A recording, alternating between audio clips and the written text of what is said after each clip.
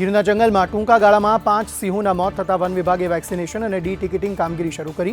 ખુદ મુખ્યમંત્રીએ બેઠક યોજી સમીક્ષા કરી.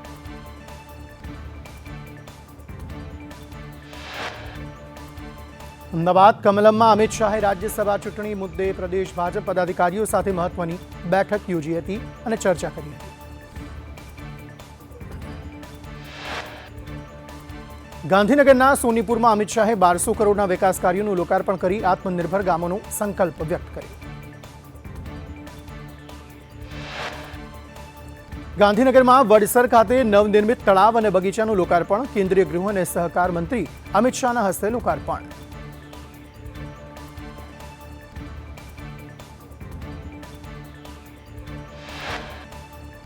ગાંધીનગરના વડસર ખાતે નવીન લાઇબ્રેરીનું અમિત શાહના હસ્તે લોકાર્પણ. અદ્યતન લાઇબ્રેરીનું નિર્માણ CSR પહેલ અંતર્ગત કરવામાં આવ્યું. લાઇબ્રેરીને હાઈસ્પીડ ડિજિટલ કનેક્ટિવિટી અને ઈ લર્નિંગ સુવિધાઓથી સજ્જ કરાઈ.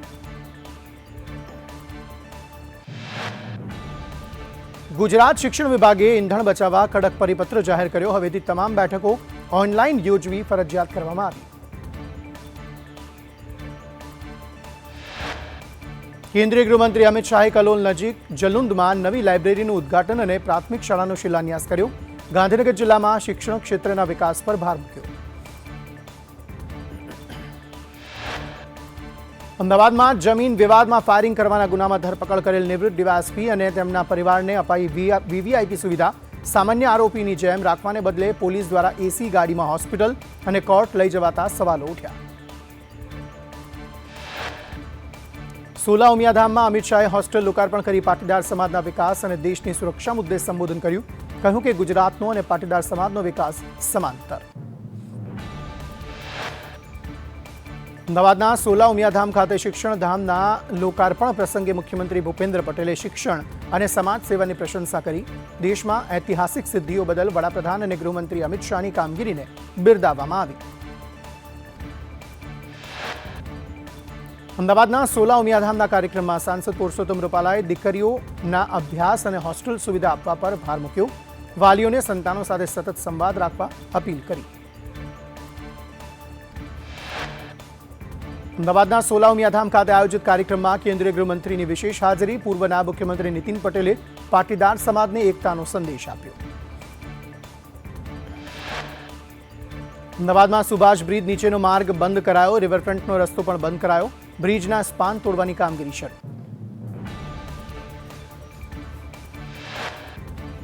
અમદાવાદના નહેરુનગર ફાયરિંગ મામલે એસીપીનું નિવેદન. જગ્યાનો કબજો અશોકસિંહ પાસે છે. ભાડા પર આપવા સમજૂતી કરાર કર્યો હતો.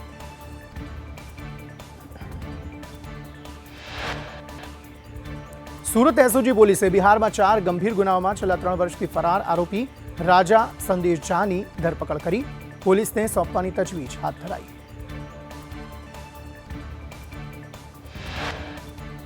વડોદરાના શિનોરમાં ગુજસીટોક સહિત ગંભીર ગુનાઓમાં સંડોવાયેલા ચુઈ ગેંગના 2 આરોપીઓને પોલીસે ઝડપી પાડ્યા. અમેરિકા ઈરાન યુદ્ધના કારણે ડીઝલ ગેસથી સર્જાયેલી ભારે અછત અને મજૂરોના પલાયનથી જેતપુરના 50% સાડીના કારખાના બંધ. પરિવહન ઠપ થતા ઉદ્યોગ પર માઠી અસર.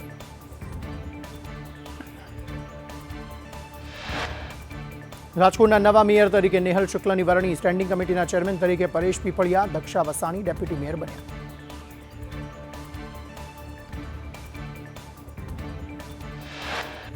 રાજકોટના નવા મેયર નેહલ શુક્લે પદભાર સંભાળ્યો. મેયરે જણાવ્યું તેમનું પ્રથમ અને મુખ્ય પગલું કોર્પોરેશનમાં વ્યાપક સ્તરે કરકસર લાવવાનું રહેશે.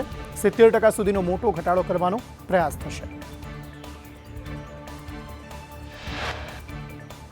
રાજકોટના નવા મેયર નેહલ શુક્લ બન્યા. પૂર્વ સીએમ રૂપાણીના પરિવારને મેયર મળ્યા.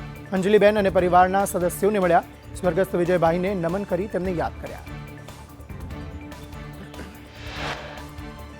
રાજકોટના નવા મેયર નેહલ શુક્લને કોંગ્રેસના નેતાઓએ મોં મીઠું કરાવી અનોખી રીતે અભિનંદન પાઠવતા શહેરમાં રાજકીય ચર્ચા જાગી.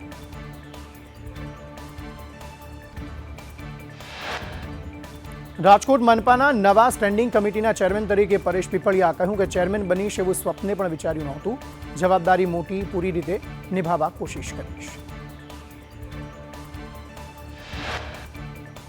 વડોદરાના સાંસદ ડોક્ટર હેમાંગ જોશીએ ઈંધણ બચત અને પર્યાવરણ સંદેશ માટે એસટી બસમાં મુસાફરી કરી.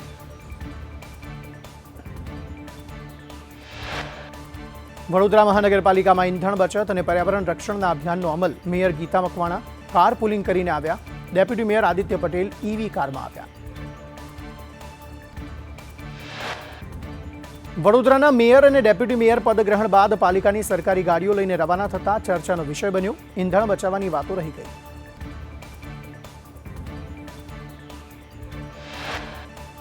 વડોદરામાં મહત્વનો હોદ્દો મળતા સ્થાયી સમિતિના ચેરમેન ભાવુક થયા. શહેરના વિકાસ માટે કામ કરવાની પણ વાત કરી.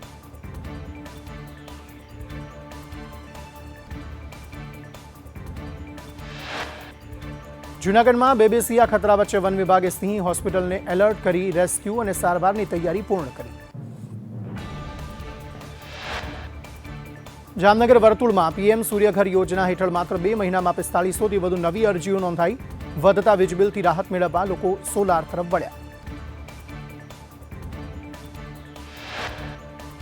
પોરબંદરમાં ચોમાસા પહેલા પાણી ભરાવાની સમસ્યા નિવારવા મનપા દ્વારા 50 કરોડના સ્ટ્રોમ વોટર પ્રોજેક્ટ અને પ્રી મોન્સૂન કામગીરીને વેગ આપવામાં આવ્યો.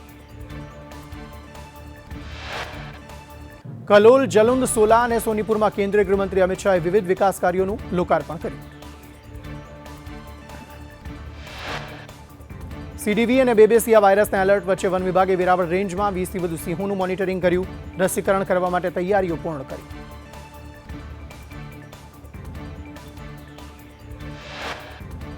ભાવનગરના મેયરની જાહેરાત. ઉષા તલરેજા બન્યા ભાવનગરના મેયર. ડેપ્યુટી મેયર તરીકે અશોક બારૈયાની નિમણૂક. કિશન મહેતા બન્યા સ્ટેન્ડિંગ ચેરમેન. કચ્છ ભુજ જિલ્લા કલેક્ટરે આગામી 2 દિવસ માટે કચ્છમાં ડ્રોન અને પેરામોટર સહિતના હવાઈ સાધનો ઉડાવવા પર પ્રતિબંધ મૂક્યો. કેન્દ્રીય ગૃહમંત્રી અમિત શાહની ભુજ મુલાકાતને પગલે પ્રતિબંધ મુકાયો. બનાસકાંઠા જિલ્લામાં ભર ઉનાળામાં અચાનક વાદળછાયા વાતાવરણ સાથે ભારે પવન ફૂંકાતા પાલનપુર, વડગામ અને દાંતા પંથકના લોકોને ગરમીથી આંશિક રાહત મળી. બાયડના નારાજીના મુવાડામાંથી 8.26 લાખનો દારૂ ઝડપાવવાની ઘટનામાં અરવલ્લીના એસપીની કાર્યવાહી. બીટ જમાદાર અને ડી સ્ટાફના જવાનને સસ્પેન્ડ કરતા ફફડાટ વ્યાપી ગયો. વાવ થરાદ નવો જિલ્લો બનતા જ વિકાસ કાર્યોમાં ભારે વેગ. થરાદને અંડરગ્રાઉન્ડ પાવર નેટવર્કથી સજ્જ કરવાની કામગીરી શરૂ.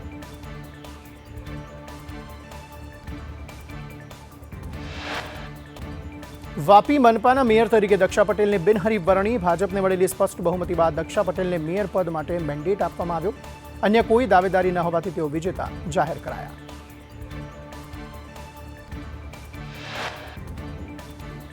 નવસારીના લુન્સીકુઈ મેદાનમાં પાલિકા દ્વારા ગ્રીલ લગાવવાની કામગીરી હાથ ધરાઈ. રમતગમત પ્રેમીઓ અને વિપક્ષે એકમાત્ર મેદાન બંધ થવાનો આક્ષેપ કરી વિરોધ નોંધાવ્યો. અંકલેશ્વરમાં પ્રેમ પ્રકરણમાં રિક્ષા ચાલક મુકેશ મોભેરાની ચપ્પુના ઘા મારી હત્યા મામલે મહિલા અને તેના પ્રેમી સંજય વસાવાની પોલીસે ધરપકડ કરી. ભરૂચમાં 1 જૂનથી નવા ALMM નિયમો લાગુ થતા સોલાર સિસ્ટમ મોંઘી બનવાની આશંકા વ્યક્ત થઈ રહી છે. દેશમાં ભીષણ ગરમીનો પ્રકોપ. રાજસ્થાનનું શ્રીગંગાનગર 48.2 ડિગ્રી સાથે સૌથી ગરમ શહેર. શ્રીગંગાનગર વિશ્વનું સૌથી ગરમ શહેર રહ્યું. મધ્ય અને ઉત્તર પશ્ચિમ ભારતમાં હજુ ભીષણ ગરમીની આગાહી. 2-3 દિવસ હજુ ગરમીથી નહીં મળે છુટકારો. મેના અંતમાં તાપમાનમાં ઘટાડો થવાની થશે શરૂઆત. હરિયાણાના સિરસામાં 47 ડિગ્રી, પંજાબના ભટિંડામાં 47 ડિગ્રી તાપમાન નોંધાયું.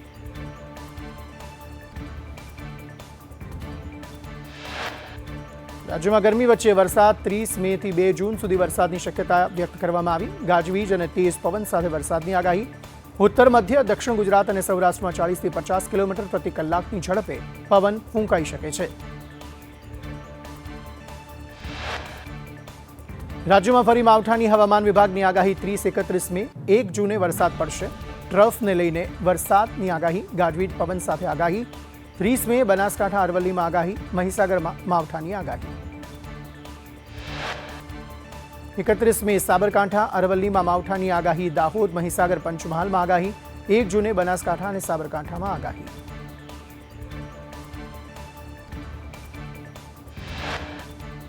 હૈદરાબાદમાં જીઆરપી અને આરપીએફની કામગીરી દરમિયાન મુંબઈથી સિકંદરાબાદ હવાલા મારફતે લઈ જવાતી 1.22 કરોડની રોકડ જપ્ત કરાઈ. પોલીસે એક શખ્સની ધરપકડ કરી.